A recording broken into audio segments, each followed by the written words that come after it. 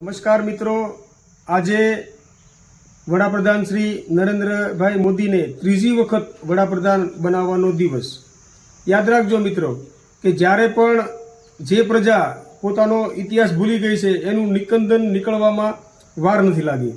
પૃથ્વીરાજ ચૌહાણ વારંવાર જીતી રહ્યા હતા ત્યારે જયચંદોની શું ભૂમિકા હતી એ ન ભૂલવું જોઈએ. વિશ્વ વિજેતા સિકંદર સામે મહાન રાજા પોરસ વારંવાર જીતી રહ્યા હતા ત્યારે આંભિકોની શું ભૂમિકા હતી એ પણ આપણે યાદ રાખવું જોઈએ. મહારાણા પ્રતાપ અકબર સામે વારંવાર જીતી રહ્યા હતા. અકબરની સેના દિલ્હીથી લઈ અને ચિત્તોડ સુધી આવતી ત્યારે વચ્ચે 12થી પણ વધારે નાના મોટા રજવાડાઓ હતા. એમની ભૂમિકા પણ આપણે યાદ રાખવી જોઈએ. ધર્મના આધારે ભાગલા પાડવામાં આવ્યા અને કહેવામાં આવ્યું કે મુસ્લિમો કોઈ દિવસ હિન્દુઓ સાથે નહીં રહી શકે, એટલા માટે હિન્દુઓ માટે હિન્દુસ્તાન, મુસ્લિમો માટે પાકિસ્તાન બનાવવામાં આવ્યું.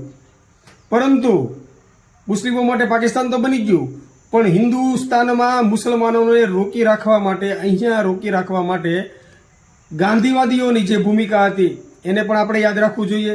પ્રધાનમંત્રીશ્રીને ત્રીજી વખત વડાપ્રધાન પદે રોકવા માટે જે ભૂમિકાઓ અત્યારના આંભિકો, અત્યારના જયચંદો કરી રહ્યા છે એ ભૂમિકા પણ ભૂલવી ન જોઈએ.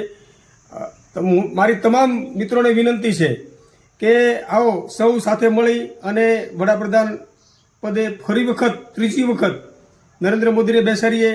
આપણે જે વાદ વિવાદ વિખવાદ કે જે કોઈ પ્રોબ્લેમો હશે, સત્તા સામે ઘણા બધા વિષયો હશે, તો એ આપણે નગરપાલિકાઓની ચૂંટણીઓ, જિલ્લા પંચાયતની ચૂંટણીઓ, તાલુકા પંચાયતની ચૂંટણીઓ, ગામ પંચાયતની ચૂંટણીઓમાં આપણે એના વિરુદ્ધમાં મતદાન કરી અને જેને હરાવવાને હરાવશું.